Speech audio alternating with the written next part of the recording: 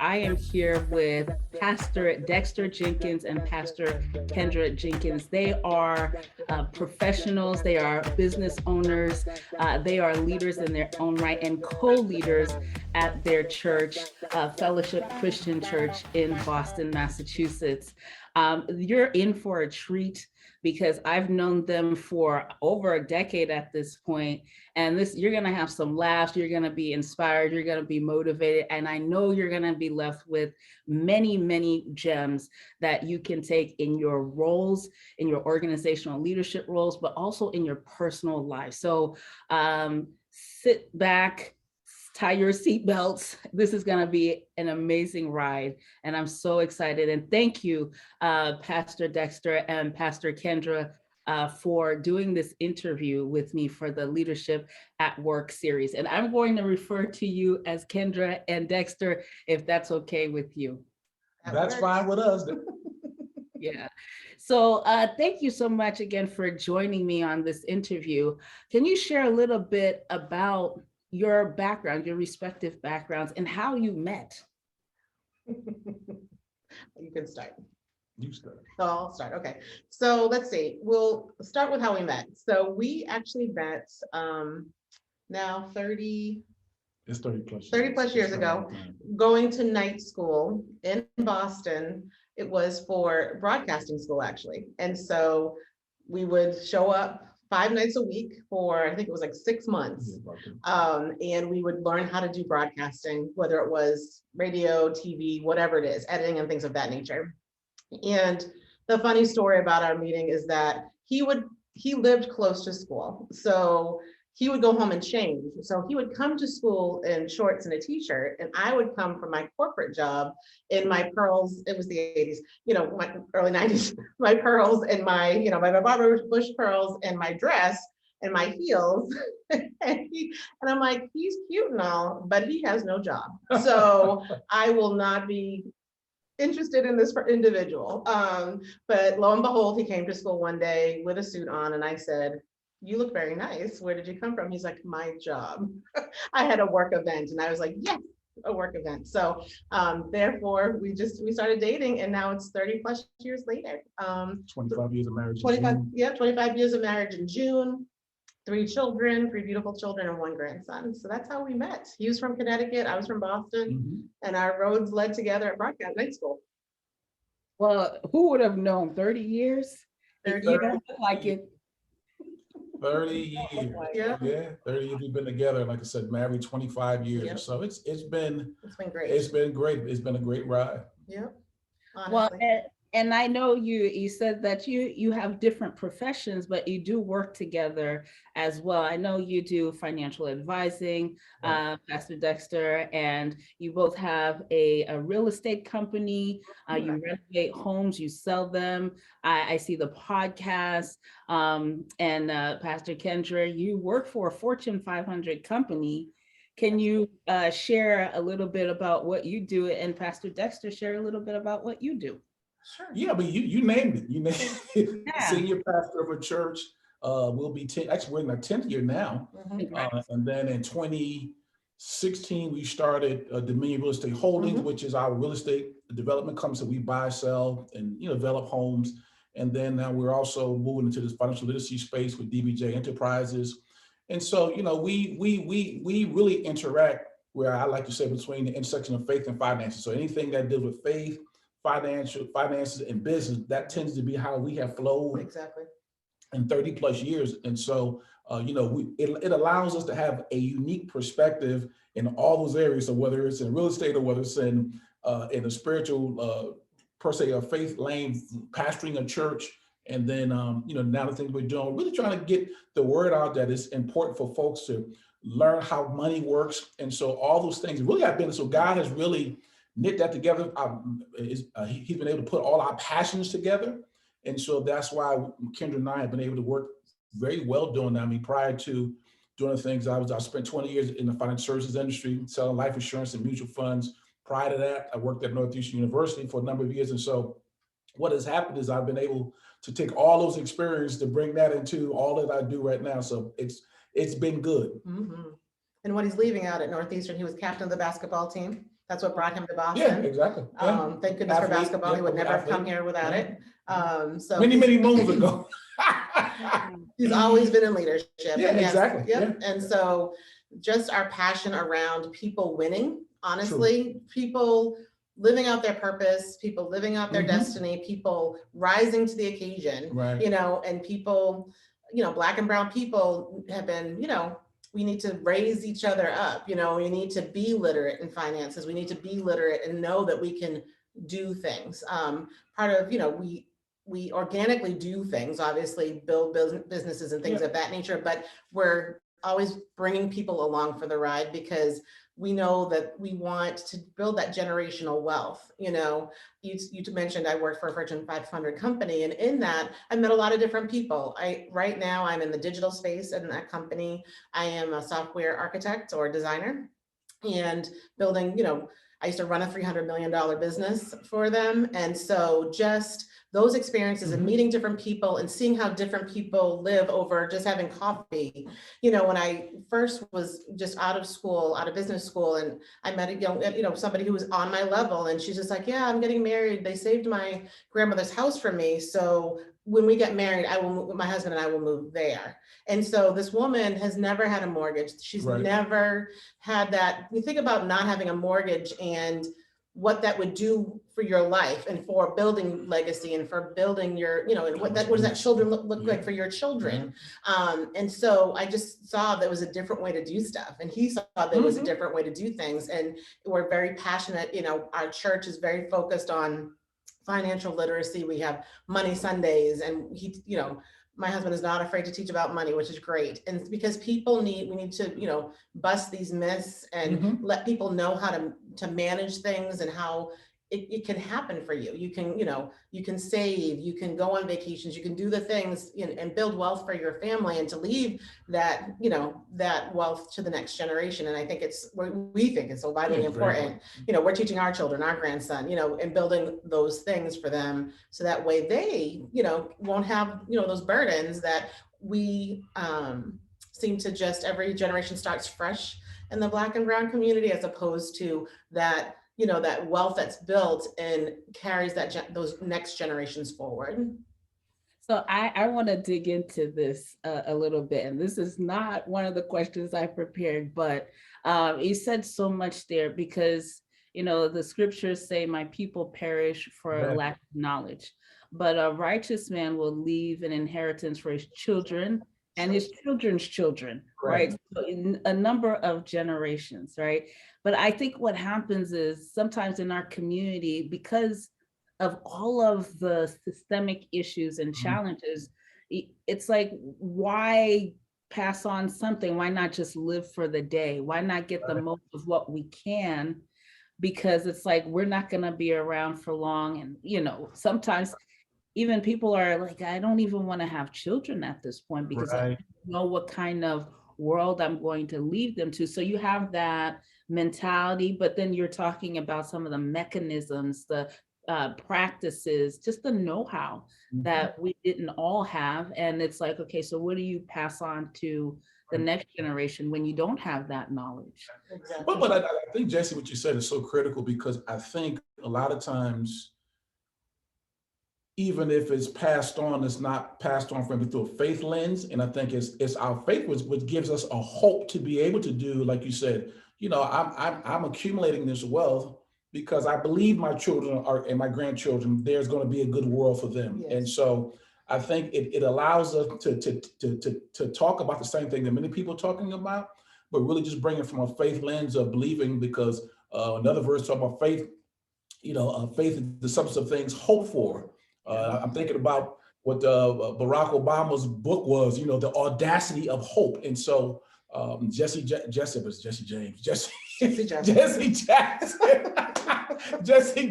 years ago said, you know, keep hope alive. You know, so it's our faith which keeps our hope alive, which allows us to be able to say, and really point out, that's why it's important, because you're going to be here from our perspective.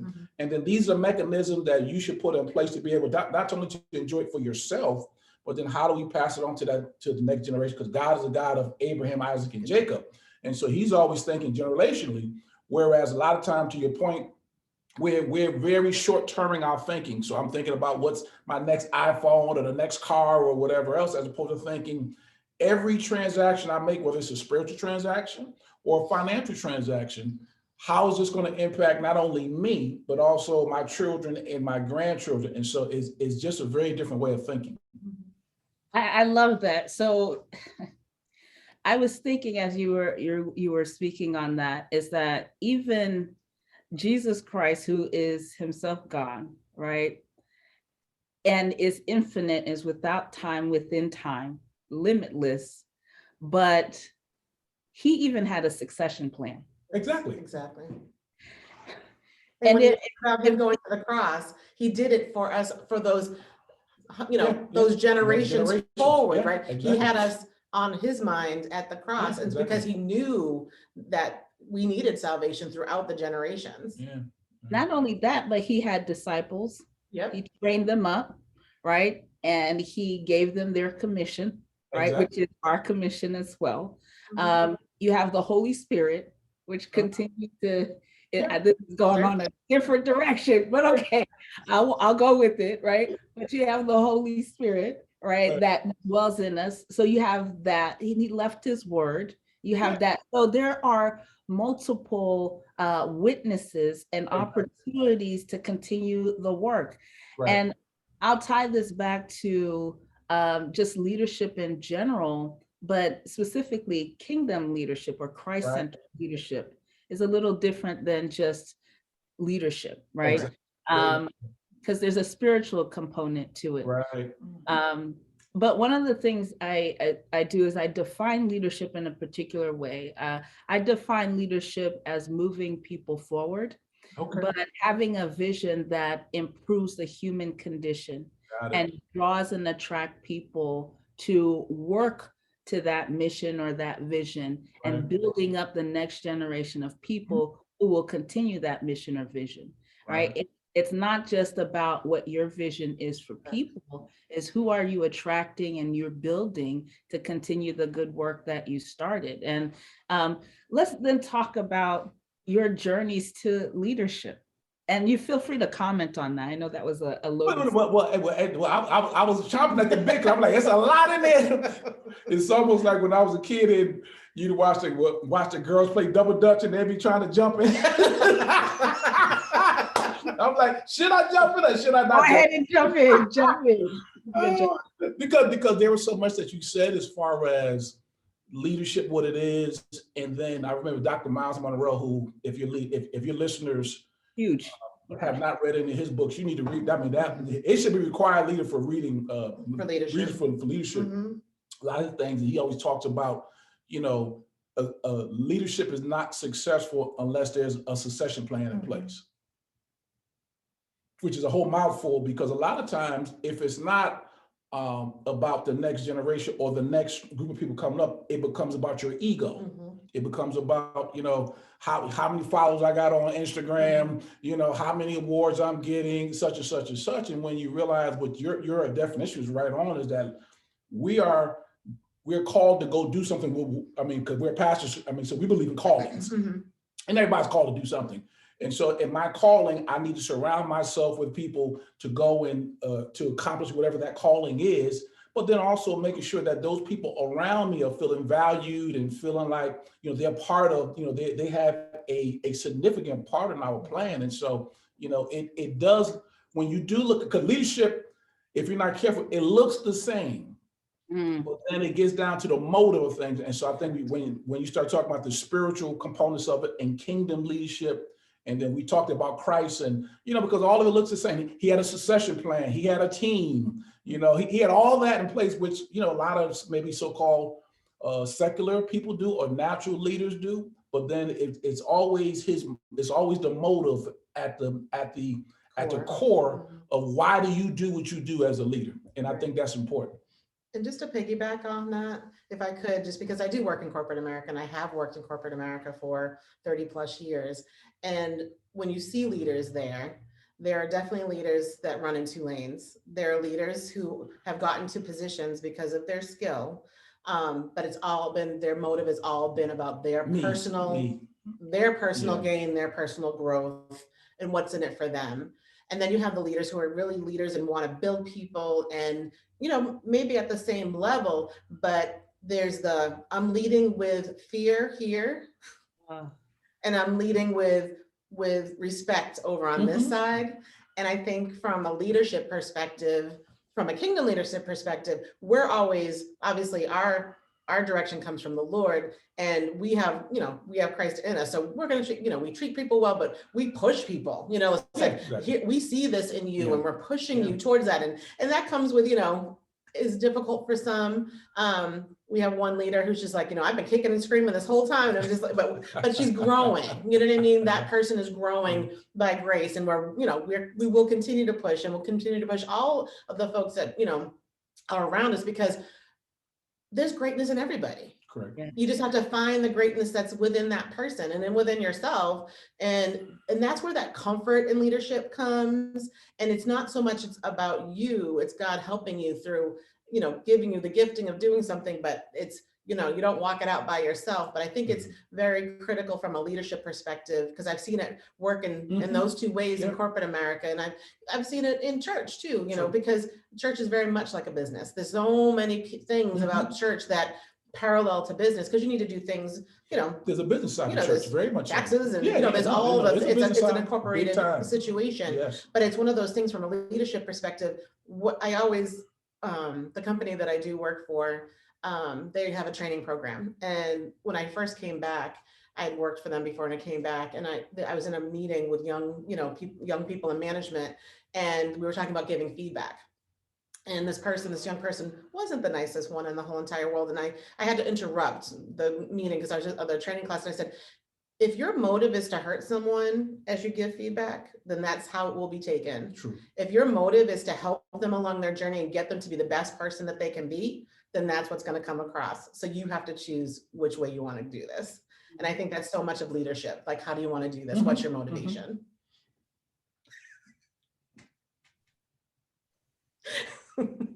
Listen, to all of you who are going to be watching this is why I'm doing this interview with the Jenkins, because this is, oh my goodness. Ooh, we speak the same language. And so let me deconstruct some of that there. You have subject matter experts in leadership roles. Correct. That doesn't make them a leader. Correct. In fact, Google did this survey. I think they had 10,000 managers who participated in this survey. It's called the Oxygen Project. Okay. And what they found was, out of all of the skills necessary to be an effective leader, subject matter expertise was the last thing. Exactly. You're over a functional area, but do you care about the people who work with you? Yes. And even if it's a pastor or a deacon or a minister or whatever, do you care about the people? Are you just reading the Bible and quoting verses and you're preaching and doing all this stuff? But what about the development and growth and purity of the people? So yeah, I think that's so important in any leadership role. Absolutely. So whether you're at Fellowship Christian Church or whether you are at Google, I think as a leader, your job is to as my wife said, see the best in people. But you can only get the best out of people when they know that you care about them. Yeah. You know what I mean? And so when you come into any leadership position you take, so whether it's at church or whether it's your corporation, you start your own business, I always want to see, my wife said, I always want to see the other person win. I always want to see them succeed. I always want to create these win-win situations where, not only it's teams. So it's not good enough for me to win. All of us have to win. And I think if as leaders, if we begin to think like that, people sense that and they want to be a part of that, and I think for us, we're leading in two areas. So we're leading in an area where we don't pay people. So I can't hang a check over your head. And they're everywhere we are leading people where we are paying them. And to be honest, there is, some different level of expectations. I'll be honest on that. Yep. But for the most part, we still desire and we still know that because we answer to God, that we still have to treat people fairly. Yes. And we still have got to speak well of them, and we still have got to give them the best that we have, and we still have got to manage them or lead them as unto God, you know, which is critical. And I think the other thing too to throw in there, no one's perfect, right? So when you get it wrong, going back and saying you got it wrong, apologizing. It's you know, powerful like as a leader. It's powerful as a leader to be Yeah. humble Yeah. and to be able to go back and say, you know what, I didn't I was handle that wrong. Yeah, I well, was or wrong. you know, please forgive me for, you know, I was short with you, or whatever it is. It's like, you know, I feel like we take the humanness out of us sometimes in leadership, because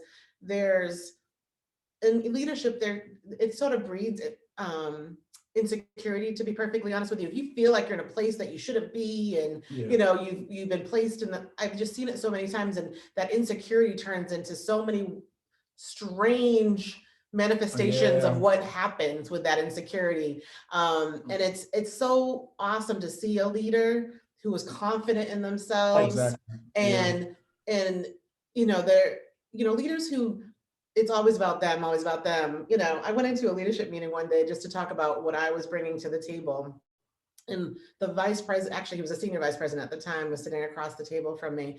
And I was just laying out like what I had accomplished for the year. And he says like, oh my goodness, this is great. You know, we don't get enough credit for this. So I'm going to go tell this EVP that this is what we've done. I was like, time out. Like I really was, there was another person in the room, and I was just like, what is happening here? You know what I mean? I'm just like, I came in to talk about my development and what I've done and accomplished this year. And then suddenly you're gonna take my deck and go talk to your you know, your senior leader about, he goes, you know, we don't get enough credit for all the things that we do. I'm just like, wow. Now we did the work. Yeah, I'm just like, I'm glad we're doing this, you know, but it's just, but a confident leader is just like, thank you so much for your contribution. Thank you so much for what you're bringing to the table. How can I help you get to the next level? What are your goals and dreams, right? That's what people want. You know, I know I haven't looked at a statistic for a really long time, but back in the day when they would report on these things about what people want from their job, money is not the first and foremost thing. It's just not. It's just like, am I appreciated? You know, am I respected? Am I appreciated? Am I growing in in what I'm doing? So it's just it's a thing that needs to be talked about, because it is prevalent. And I think what you just said about as far as being a leader and insecure that's a dangerous combination. We've seen it. We can go on and on with the that's a separate show alone, you know, just looking at, you know, people who because I think you really have to be comfortable in your own skin to be a successful leader. I mean, we talked about Christ, so, you know, I mean, anybody you point to who we would deem a successful leader, one of the common characteristics that you would see, they're comfortable in their own skin.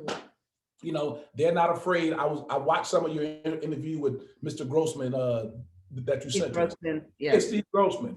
You know, and he's a man who seems to be very comfortable in his skin, very comfortable surrounding himself with people who are very competent, very comfortable sharing the credit for things that go, you know, and so that's somebody you want to be around. That's someone you want to follow, because they're confident in themselves, and confidence begets confidence, and confidence breeds confidence. So meaning when I'm confident, it breeds confidence around my people, with my people. One of the things I tell leaders all the time is this, in particular when I'm talking to pastors, I say this, I say, you and I have to learn how to be two things: confidently dependent. Now, unpack that. I know exactly what you mean. Unpack that. You have to be confidently dependent, meaning this. You have to be confident that you are the right person for the job at the moment. Like, for instance, I recognize that there's no one more qualified to pastor my church at this particular point than me. Now, that might not be 6 months from now, but I'm saying for now, I'm the man, you know, and that's not an arrogant statement. I'm confident because God has gifted me in an area that I can get the job done, but I'm also recognized that I'm dependent. So there's a duality of leadership. I'm confidently dependent, meaning I'm confident because for such a time as this, I'm the one who's supposed to lead in whatever position it is. But then I'm also dependent, recognizing I can't do it by myself. Got it? So I mean, I'm dependent on him, number one, but then I'm also dependent on the people around me. You know, I mean, you know this, all of us know this. what you see on camera or what you see in the pulpit, man, there is so much going on around it and people behind the scenes to make the person who's up front look good. There's a lot happening. And so I'm dependent on those people to be in the game with me and going in the same direction. And so I think as leaders, we've got to keep that in mind that, hey, even though I'm up front, this ain't just me doing this. I'm the man, but I'm also recognizing these people around me, they're the people as well. Mm-hmm. And so I think if as we keep that mindset as we're dealing with leadership, it helps all of us to do our best as leaders. Mm-hmm. What is it? Who is it? Joshua and Aaron who held up Moses? Aaron and her. Yep. Aaron and her. And her. Thank you. Mm-hmm. We all need as leaders people to hold us up. We're not doing this by ourselves. And one of the things I always say is that leaders who have, when they're self-aware, when they're confident in themselves, right, when they're not hooked on a title or position, yes, they know that they're part of the solution, not the only solution. They know that they're here to provide an answer. They're not the only answer. Right. And so they can work collaboratively with right, their teams and with people in senior leadership or throughout the organization, wherever they find themselves, in order to effectuate change and to be productive, to provide a product or service or whatever it is. But I want to go back to what you all said there about the self-awareness piece, because I'm just looking at my notes. There's so much. I am tickled happy with this. Oh my goodness. But leaders have to care enough about people. And I think that intent and motive that you're all talking about before is so important, because when you're giving constructive feedback, when you're coaching people, you have to have a restorative approach to it, right? Yes. Am I here? Yes. She's always talking about leaving them whole. It's just like you can give feedback, but you have to leave. They should be, even though the feedback might be super hard, like super hard to deliver and super hard for that person to like take in.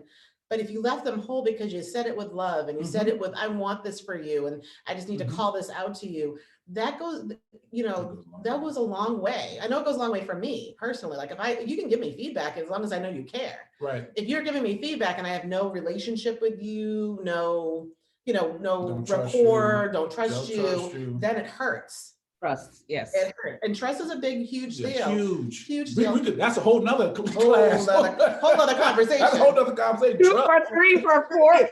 Oh my goodness. Because I remember, I think it was Stephen Covey who said this. Oh, I love him. Trust is the currency of every relationship. Yep. Everyone, yeah.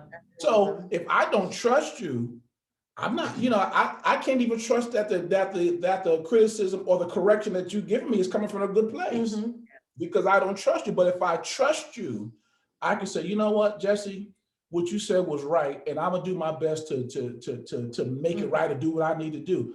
And we can keep going, because what my wife is talking about is we always talk about whether we're in leading our church, or we're leading our children, or we're leading things in our business. Every time that we correct someone, we always want to make sure that at the end that they still are in a restored position, because even if we're not going to use them anymore for, whatever work that we're going to do, for a contractor. So I'm not trying to belittle them and cut them down. I'm just recognizing that, we can't work together, but still I value you as a person. As a person, yeah. You know what I mean? And so I think that's important, that as leaders, that when someone comes into I've always desired that when people left me, that they felt better about themselves. Yeah. And I think as leaders, does that mean we can do it all the time? Of course not. That's unrealistic. But I think if people know that we care about them, even if they don't feel good at that moment, they recognize, you know what, that was good for me. So it goes back to when I was a kid with my parents. Well, I didn't feel good every time I left them. There was some correction. But I knew they loved me, and coaches and people, sometimes I sit on the bench. Well, I didn't feel good about sitting on the bench, but they were coming from a good place. And so there are times as leaders where we have to correct people, sometimes strongly, but never, you never want to embarrass people. You never want to do, we've always talked about correct privately, praise publicly. That's one of the things when we're dealing with people, we never, if you're ever around me, you always say, I will never say anything negative about you in front of other people. If I have something to talk to you about, that will be a side conversation between you and I.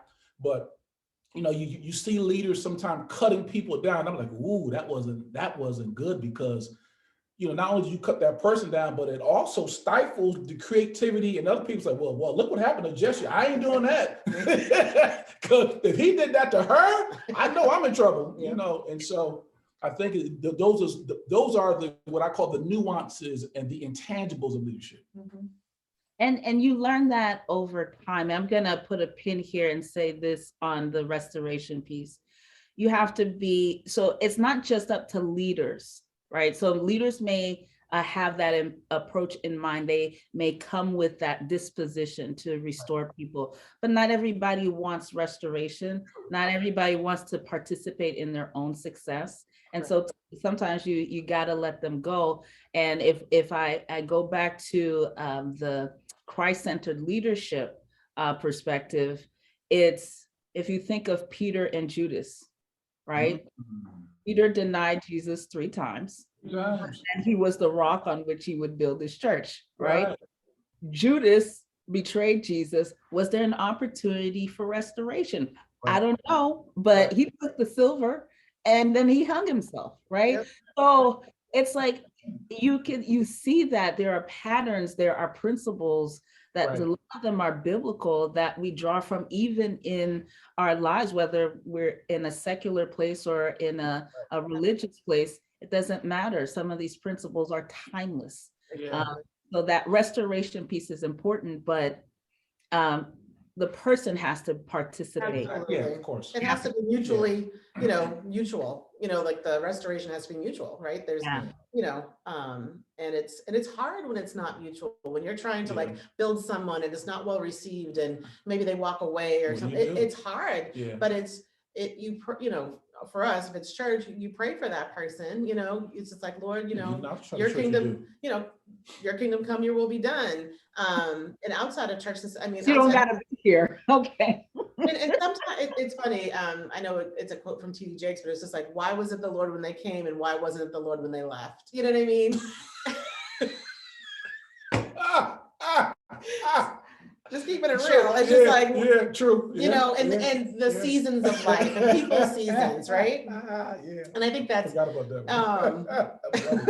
well, when you said it to me, I'm just like, oh, well, that's deep. That, why was it, to think about that, like, why was it not, why is God not in both embraces? You know what I mean? And I think it's like, going back to the trust thing, it's that building relationship, right? Like, how do you have a trusting relationship with someone that you don't actually know, from a tactical perspective. When we started our church, we met every Wednesday night for years with our team, with our leadership team, to get our DNA into them and to them to understand us. And so if we weren't in the room and if something was happening at the church, we knew that our leaders would know what to do. In our flipping business and our real estate business, we're taking a whole bunch of people along for the ride. It's just like, come and learn with us, because that, we want people to understand, but it's like, leadership is, there's a lot of giving of oneself in leadership, or should be. And I think that some leaders, to be perfectly transparent, I didn't really understand the depths of ministry until we were senior pastors.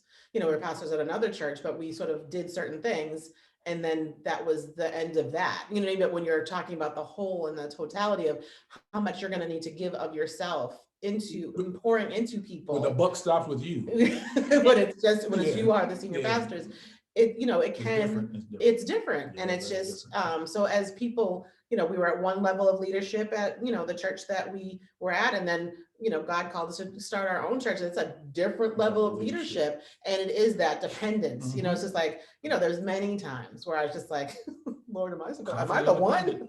Am I supposed to be here? And it's just, and I had to like settle myself down. It's like, Lord, this is, you brought me here. So therefore you brought me here.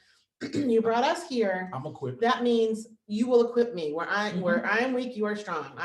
That's that whole surrender to, what God's will is for your life. Yeah.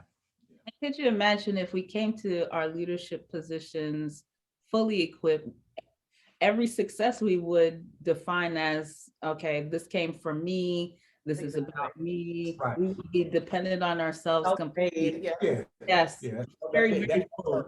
I did all of I'm this for me. self-made. Yeah. I'm like, no. Nobody, Self-made. nobody is No one self-made. is self-made. Mm-mm. You know, Nobody. starting from how you got here. Starting Yes. from your birth, there's no one self-made. Yeah, Yes. nobody's self-made. So that's a great segue into my next question. You see, I don't even know if I asked the first question. We just, this is amazing. So the next question I wanted to get into is your backgrounds and what led you into your leadership roles, specifically how you define your leadership roles based on your history, your backgrounds, your personal stories. Can you talk about that? Well, I would say a lot of my leadership comes from my athletic background. You know, as Kendra was saying before we started, you know, I don't talk about it much, but I was a pretty good basketball player, and I actually came to Boston to go to Northeast University on a basketball scholarship. So my last, I was there from 87 to 90, 1987 to 1991, and my last 2 years, I was the captain. And so a lot of my leadership and how I even approach life is based off my athletic background and recognizing that, hey, you know, if I'm the point guard and this guy's the shooting guard and one guy's the center, all of us need to work together to win the game. That's the objective.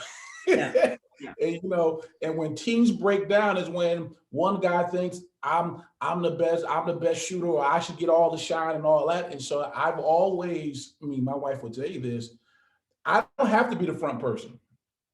And most of the time I prefer not to be, but that doesn't seem like that God allowed me to do that. Right. But I'm concerned, or not concerned, or my objective is us winning. Mhm. Yeah. And so with that athletic background, that's always been what I've done in anything we've done. So as we carried it over into our church, and as we carried it over into our family, and our marriage, you know, there's no competition between the both of us. You know, I mean, I celebrate my wife, she celebrates me. And so I would say my athletic background probably has shaped my way. I've coached some too. And I've recognized what it takes to, you know, shape and mold young men in order to work together as a team to get things done. And so I believe everybody should either be an athlete or go into the service. Yep. Because I think it puts certain things in you that will allow you to be able to play for lack of a better term, play fair with people.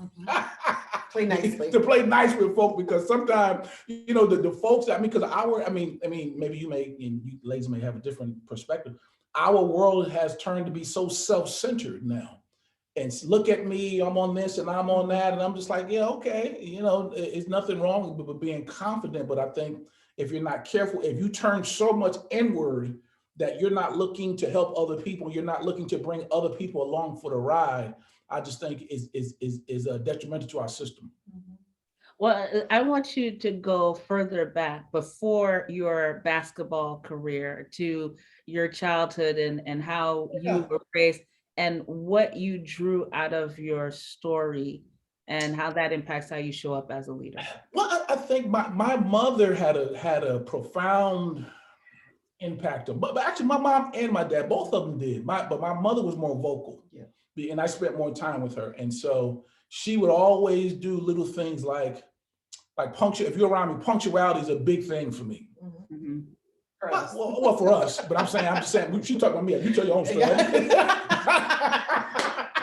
You said me, right, Jess? I'm just talking about me. Right now. But punctuality it is for us. But I mean, but I got that from my mother. I mean, she would make me, if I had an 11 a.m. appointment, she would make me be there by 10. Mm-hmm. I'm like, Mom, the appointment isn't until 11. Will you be there by 10? Mm-hmm. And so I would get to appointment at 10 o'clock and they'd be like, well, your appointment isn't until 11. And I'm like, yeah, but my mom may be coming. They're like, well, such other person there, you can come on in. So a lot of times I would get things done early because of me being there an hour early. She was a stickler on like punctuality and your word is your bond. Your word is your bond. And so, you know, she would say, Dexter, if you told that man you would be there, you better be there. You know, and so those things have always stuck with me. And when I'm talking to people about being and my dad was a very quiet man. Still is very quiet, man. My mom passed in 2000, and my dad is still alive. So my dad will be 78 in August. Excuse me, July. But I watched him build his business with his clipper. He's a barber. You know, so I always say my dad built his business with faith in his heart and clippers in his hand. I watched him do that. I watched him, you know, work a job, work for a barber for 20 years, saving up money to open up his own barbershop, which he eventually did. And then I watched him purchase real estate. I watched him get ripped off by a contractor and then start over again. I watched him one time, we had a big storm in Connecticut, and then it totaled the building that he was had his barbershop in, starting over. And so I grew up around that. And so when I look at leadership and I look at obstacles and things that come up, I'm like, dude, I'm a Jenkins. We don't quit. You know, that's not in our DNA. When something goes wrong and something get tough, that, you know, we just got to keep moving with God's help. And then, you know, just the things that when I'm talking to leaders about, listen, if you say rehearsal's supposed to start at 7 o'clock, start at 7 o'clock.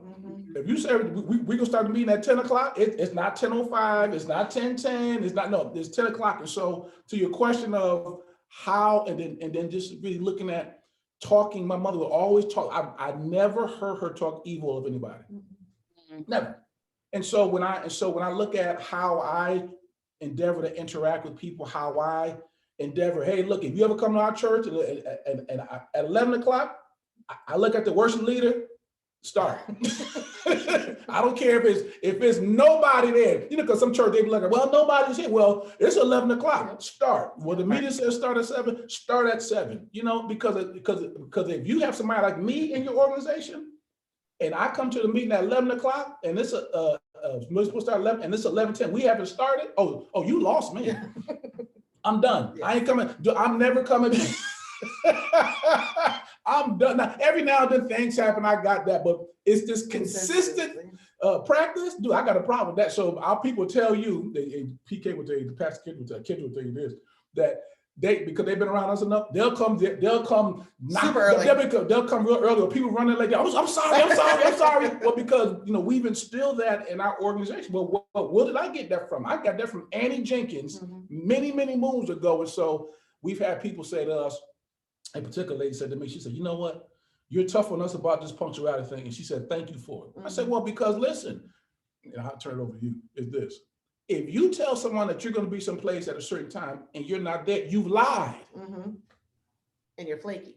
And people don't see, because it's a character. It's not the time, it's a character issue. And you're not respecting their time. You know, exactly. You're not respecting your time. You're lying. You're not respecting people's time. And so I think those small things that I picked up early on, you know, has helped me as I've learned to be a husband. I mean, my wife, one thing she'll tell you why she was attracted to me, because I kept my word. Now, for all the single ladies who are watching this, even in the workplace, pay attention. Somebody job, they yeah, right. Yeah. You just got to check this. Check. Is he working? Yeah. Does he do what he said he gonna do? Check. Is he on time? Yeah. Is he a man of his word? That's a huge deal. Huge deal for me. Yeah. And from he have a vision for his life too. But yes, that's a whole nother topic. But yeah, that's that's our Valentine's Day talk. Why not? You gave me an idea. Okay. So I think what he didn't bring into what he was saying is just integrity. Yeah. Like integrity and leadership. You know, he's a man of integrity. We are people of integrity. And he was taught that by his mom and his dad. And I think from a leadership perspective, integrity cannot be overstated. It's cliche, but you have to have integrity. It's true. And for me, from a leadership perspective, I didn't have sports. My journey is quite a bit different than his. And I think from a leadership perspective, at a very early age, I understood what it was to walk alone. I was, you know, not to go into too many details, but I was a Black child in a white family, in a white town with no other Black people. And I had to be able to be okay with me. You know what I mean? And was that easy? No, absolutely not. But I think the other thing too that's very, very interesting is that my husband talks about trying to play the back. And it doesn't matter where we've ever been. True. It doesn't matter, what we've ever tried to do. The Lord has always pushed us up front. You know what I mean? We were trying to play the back in certain places, and it just suddenly we're in charge. And they were just like, wait a second, how did that happen? Oh, that feeling. Yeah, like I went to go volunteer at it was a conference, and I was like, oh, I'll go volunteer with my friends, this will be great. And suddenly I'm running the whole thing, and I'm like, how did this even happen? I barely know these people. And but you do look at where you are right now. I'm sure we all do this, and then we look at how the Lord set us up the whole entire way. It's like, oh, you did that for that. Oh, okay, fine. So from a leadership perspective, I had the opportunity in my working career to lead people, at a very, in my 20s. And so not everybody has that opportunity, but there was definitely this whole, this is, I was in a leadership, I was in a training program, if you will. And it's like, there was just sort of like, this is how you build leaders. And so I think, you take the good that's there and you try to sweep away the bad that was there. But it's one of those things where I've always, being a person of integrity is super duper important to me. It's super duper important to my husband. Just knowing how to treat people well, not like you always get it right, but like treating people well, because that's, if it's in your heart to do it, you'll do it most often. Right. And if you're having a bad day, you go and you get it right. But it's one of those things of, how do I want to be treated? I grew up with punctuality, treating people. My mother had a saying that nobody is born up with an ugly attitude. Things have happened to them along the way. Having that empathy for people, being able to sort of look past maybe what's being presented to you, and at least endeavoring to uncover more of what's going on. You can have someone come at you with guns blazing. It's just like, well, hold on a second, let's talk about this. Well, and then you figure out it has nothing to do with you, and not being reactionary. But I think from a leadership perspective, we're all growing in grace here. You know what I mean? And it's, you're never going to conquer this thing of leadership. You're never going to have arrived. And I think it's one of those things where you are, trying to better yourself all the time and helping others to better themselves. And I think that's a big part of the journey. See, and the reason why I asked this question is because self-awareness is a critical thing. Yes. Anyone in leadership. Because I think everybody needs to be self-aware, but leaders especially, because the way your story, your environment, what you choose to do with your time, what you engage in, it all shows up in how you lead it. It impacts people, right? There's the saying that hurting people hurt people, Exactly. but hurting leaders hurt multitudes of people. Sweet. Right? Your impact is ginormous. Yes. You're talking about not just a team of people and an organization. It could be a family, it could be a community, Yes. Church, a nation. Yes. It's a reverberation, right? Yeah. The ripples. I heard the first part. I never heard the second half of that. Because I made it up. Go ahead, girl. Put that on Twitter and Instagram. Right there, okay. I have a lot of little sayings, but hurt leaders hurt multitudes of people. Your impact is just much bigger than the average person. Exactly. And then people are looking at you like, wait, what in the world? And I think early on, you talked about, sometimes people are not attracted to the opportunity because of money, that they're not motivated by that. I mean, if you think about the Great Resignation, right? It's not money. It's not money. It's never been about money. They want security, and money provides that, but they want to be fulfilled. They want to be around people who will help them to grow and be better and contribute and recognize their contribution and honor that, right? But Stephen, and I think, Jesse, what you're saying is so critical, because I think as leaders, if we don't recognize that, we'll be wondering why we're losing good people or not attracting good people. And I think that my wife and I talk about this all, the corporations and organizations that don't recognize that, because nothing is going back to what it was prior to March of 2020. That ship sailed.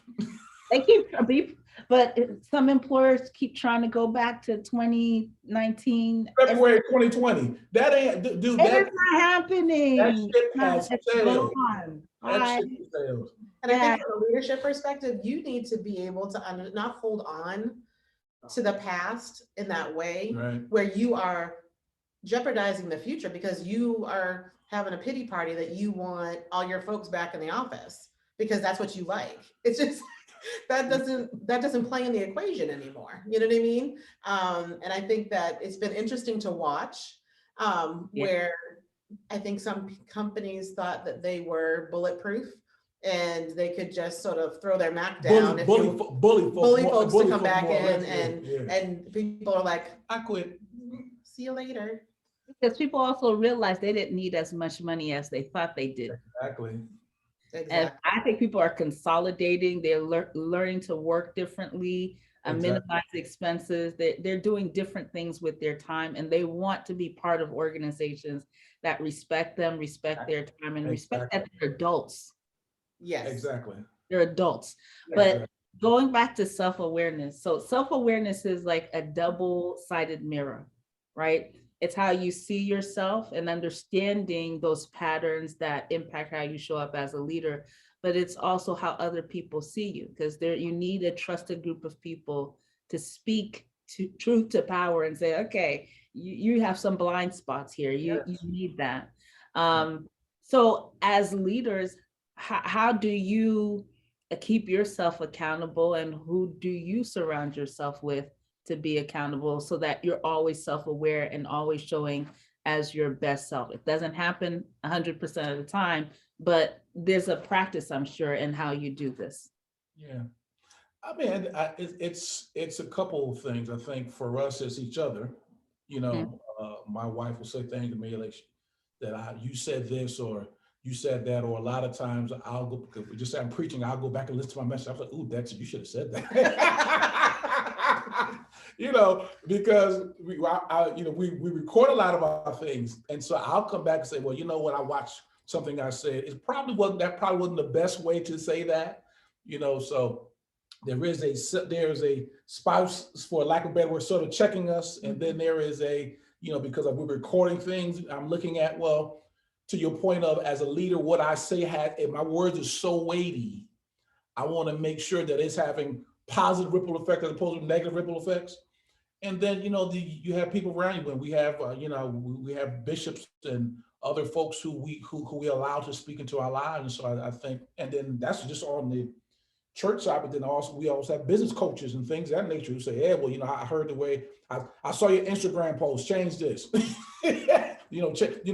How come you didn't put more hashtags in or whatever else? And so I think leaders really have to stay in a mode of willing to be coachable. Yes. Yeah. And that coaching comes from that coaching can come from somebody who is above you. That coach can come from somebody who's on your same level. That coaching can come from somebody who's so-called under you, and not being so insecure or lofty where someone can say, you know what, pastor, or you know what, leader, or you know what, dad, or you know what, husband, or you know what, wife, when you said this, that probably wasn't the best thing for you to say. Or you could have said it a little bit differently, and you're not getting defensive. Well, you don't know. Well, that's not, see, we're not talking about that. We are all endeavoring to be the best version of ourselves we can be. Yep. I am. I know you are. That's why we're doing this thing. And so I think leaders, when we're self-aware, recognize, to your point, you said a great, you use the phrase I use all the time, all of us have blind spots. Yeah. And recognizing that, first of all, I do have blind spots, and then being humble enough to allow someone to talk to you about your blind spots. And that creates trust as well, because every leader needs a leader. Exactly. And every person needs to be under someone. And when you don't have a leader who's not under someone, that's dangerous. Yes. So I think it comes from all those areas. Self, on side, it comes from same level, comes above you, and it comes underneath you. So my point being, the coaching and the accountability can come from anywhere. Yeah. Just being open and receptive is, I think, is key for us as leaders. Yep. And the leading of the guide of the Holy Spirit, you know what I mean? Oh, Like, yeah, big time. he'll convict you in 2 seconds, you know what I mean? It's just like, and being. He's the number one coach. He's the number one coach. Exactly. And again, not being so arrogant that Exactly. someone can't speak to you about something. You know what I mean? Like and that whole continuing to grow and to continuing to seek other people's, guidance and things of that nature, and understanding the power that's in there. I will say to you, I struggled with that because in my upbringing, I had to be very independent for many reasons. So I sort of had to figure it out for myself. And so when people would try to speak into my life, I was just like, I'm good. Like, I don't even know how to receive that, whether it was a good relationship or a bad relationship. But I've grown to embrace that mentorship, and when you find the good ones, you know what I mean? When it's that person that's your person. Your person. Your person, Yeah, your exactly. persons, right? Everybody can't speak into your life. That's just not how it goes. Yeah. And even if they have the best of intentions, sometimes it just doesn't, jive or whatever. But it is one of those things to be able to say, I need some help here. Yeah. Let me go find someone who has walked that road before so that I can, make my road not so bumpy. Yeah. Right. And Somebody's gone ahead of you in whatever direction you're going. Someone's been there. That's an excellent point. So, okay, I'm going to. Okay, so this has just been great. You talked about your marriage and coaching and supporting each other and speaking to each other. Can you expand on that? What is it like to be married co-leaders in an organization? And I think I'll start because Please. Our marriage, the way we live our lives, is with the right levels, if you will, right? There's God. There's my husband in our marriage, in our lives, it's God, my husband, and it's not a submissive thing. It's this is how God made things to be, right? And I have embraced my role as a helpmeet to him. God has put us together with, I have certain skills that he does not possess, and vice versa. And I think the other thing too is that, I don't think we mentioned it earlier, but we always refer to ourselves as Team Jenkins, and anybody we're around who are married, it's team whatever, Team Davis, Team Jarvis, teams whatever, because it's that we're, his success is my success. It's not competition. You know what I mean? I know what I'm good at. He knows what he's good at. And we balance ourselves out so nicely, right? We actually just went away this past weekend to plan out the year. Let's put the calendar together. Let's put the goals together. What do we need to work on? Things of that nature. And I think one of the things and with this COVID situation, we have been together in the same house for 2 years straight. He gave up his office to give it to me. He moved downstairs, but it's always that, like, what is working now? What's the best? How do we need to pivot? And I can say things to him and he can say things to me without, because I know he has my best interest at heart. Sure. I'm like, okay, honey, thank you for that. I'll make that quick correction, and vice versa. Right. And I think the best thing is that it's one of those things where it's like, we both shine. We don't, it's not like my husband's up here and I feel like I'm down there. Right. It's like, we're together. His success is my success. And vice versa. So if he's doing all this great stuff, we're doing all this great stuff. You know what I mean? And it's one of those things where it's been such a blessing for me personally that I have a marriage where it's whole and it's healthy and it's strong, but there's a lot of work that has gone into that, right? So when our kids were young and, I was working days and he was working nights, we got up at 4 o'clock in the morning every, couple times a week and looked at each other. Like our rules were, we're going to look at each other and we're going to talk. We're not going to talk about the kids. We're not going to talk about this or that or the other. We're talking about each other. How are you doing? Exactly. That. And so that, and we come, he's the person I want to spend my most time with. He is my best friend. He's one of those things. It's such a blessing because I come from my parents divorced when I was 5. His parents were together, but maybe it wasn't always as smooth as it should be. And it's such a blessing to know and see if you work at something that it sustains, and when you put God at the center of it, It of works. course it will. It works. And we've gone through financial hardships. We've Mhm. gone through, having 2 small children and another one in high school. We've gone through foreclosures. We've gone through people passing away. We've gone through tons of things. And it was never in our minds that we wouldn't work that it wasn't going to change. Like we always knew everything would get better. There was, hope was always hope there. was always there. And Yeah. it was never a pointing of a finger, and, Right. and so let's just say something doesn't go right with church, with our business, whatever. It's not like, well, you should, there's none of effort. It's like, how should we fix this? Exactly. You know what I mean? There's no pointing of fingers. Right. There's no, and I think from a leadership perspective, when things go wrong, let's just say it's not with each other, but it was somebody else in our team. Okay, how do we fix it? Not how dare you and what did you do and I can't believe you did it. It's like, all right, well, how do we correct the situation and how do we prevent it from happening again? And what have you learned from what has happened? Yeah. And I think, I think piggybacking on what Kendra was saying, as far as I think what has worked for us is, keeping God at the center of all the things that we do, His Word, His Holy Spirit, all that is really, people say, what's the success? Well, God, it may sound cliche, but it's true. It works. If you put Him at the center of everything that you're doing. And then I think, just being transparent of, as Kendra was saying, she has gifts that work, and I have gifts that I work better. And, there's no competition. There's never has been, if you ever been around me, I always said my wife was an easy woman to be married to. Said that. And vice versa. I mean, prior to podcasts, prior to being in front of people, that's what I said to people privately, because my Kendra she is an easy person to be married to.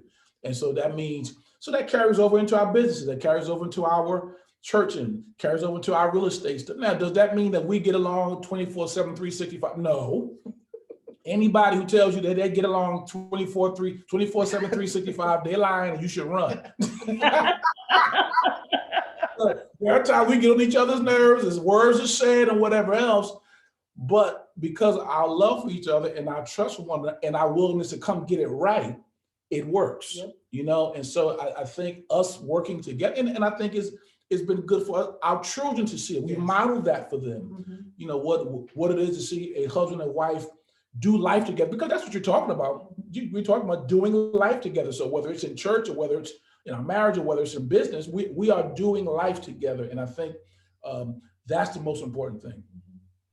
What I'm hearing from your story, and really just being co-leaders and married co-leaders, is that number one, you know yourselves individually. Yes. Right? Your relationship with Christ, your spiritual foundation is strong. You respect each other, and therefore submission is not really a bad word. It's just a construct that works. Exactly. For effectiveness, right? Oh my goodness. That was a Jesus moment. You might have that, but so submission is really a construct for effectiveness. Yes. Right? Yes. Yeah, and tweet that too, girl. Tweet that. Tweet that. And that's just, it's, oh my goodness, I'm so loving this. But there's just so many gems from what you just said there. I'm gonna actually replay this interview myself and listen to it over and over again, because you guys have dropped so many gems. I'm gonna end with this one question. How do you want people to speak about your contributions to humanity once you're done? Girl, that's a book. You did wrong. That's a book. Talk about it quite often, like what's your legacy, right? Yeah. Like we talk about it a lot. That's the word we use a lot. We use it a lot. And I think, when we were so broke, we didn't know what time it was, we would take these rides around. And I can remember we were on Route 9 in our old dumpy car, and we said we wanted to change our bloodline. We wanted it to be that we wanted people to see a successful marriage, because we didn't come from successful marriages. We wanted to see our children, grow and go to college, thrive and like and we thrive and do well in whatever lane they're supposed to go through. And I think that, we were talking about it the other day, and we're just like, what does success look like? What does it actually mean? And it's just like, and I was, we were commenting on folks who live out like by themselves in a really secluded area. It's just like, how do you impact anybody when you've now insulated yourself from all of humanity? And we're here to impact people. We are, that is like, when people are like, what's the meaning of life? It's like, that's the meaning of life. We're supposed to impact people. Exactly. As Christians, we're supposed to help people with their salvation. You know what I mean? And as business people, we're supposed to have win-win situations. And as parents, we're supposed to grow up healthy, strong children who are confident and know who they are in themselves. And the people that we choose to be around us, it's like, we're there to build them up. You know what I mean? And it's just one of those things. When you think about sowing and reaping, like we do that for the others, and we receive that from others. And I think it's one of those things where everything you do has to be bigger than you. Yes. Well said. It just like, it can't just be like, well said. Just like, it's such a selfish thing to just be like, it's just about me and what I want. And, it's funny, the house that we live in is an old farmhouse, and we prayed, it's like, let it be a place where it blesses people. And we've had people come and live with us, now the church office is in, there's just choir rehearsal, like there's just things happening in our home, but it's one of those things where God has honored that request to that our home would be something that blesses others. True. And even through COVID, it's just so interesting where, we're sitting in a refurbished garage that we did years ago that we never knew we'd use as a studio. And we have a band that plays in here, and we didn't know, but we used to have a neighbor who would sit out and listen to us. And so it's one of those things where, you never know the impact you're making on everyone, but you need to be intentional about the impact you're making on those who you know. Yeah. Oh, I can't add no more than that. that was just that was enough. Like this, woo, girl. But I mean, but to my wife's point, it really is about your question was humanity, and that's what it's about. As I get older, I find I need less and less for me. I don't need how many more clothes you need, how many cars you really don't. But some of the greatest joys is being able to look at other people thriving and winning. So every year we do an event called Community Fun Day, where we feed the whole community. And you know what? And people say, how come you don't get on the microphone more and all that? One of the greatest things that I like is I like to just sit off to the side and watching kids do double dutch. And I like to watch the parents being able to, for the first time or probably for the last hurrah for the summer, them really just being able to have a good day with their friends and have a good day with their children. And I'm like, dude, I get paid to do this, and so it really does come down to, us really impacting and being because that, and going back to our spiritual, because that's what God does. I believe God smiles on us, on his children, when we succeed. Yeah. well. Listen, and I'm not God, but I'd say he's smiling. You both. I decided to interview you because I've seen your leadership. I've benefited from your leadership, and I would say I'm part of your legacy and the people that you've impacted. And so I am grateful for your time and your just sharing your story. We've had so many laughs, but I think if there's anything I would draw from this conversation is that Stephen Covey says you have to have private success before you have public success, and leadership is healing you, knowing you, being the best version of you. And so when you come together in a marriage, or if you come together with others on your team, in your organization, you're gonna have greater impact. And so you guys are doing amazing things in your community. Thank you so much for joining me. I will always share your materials, your books, your website, anything that you're doing later on. So if anybody who's viewing this will see that as well. So thank you so much for your time. It really, really was an honor. Thank you so much for asking us. It was Yeah, such an honor for us. You're one of my favorite people, girl. You know that. Y'all heard that. Y'all heard that. Okay. Great. Thank you so much.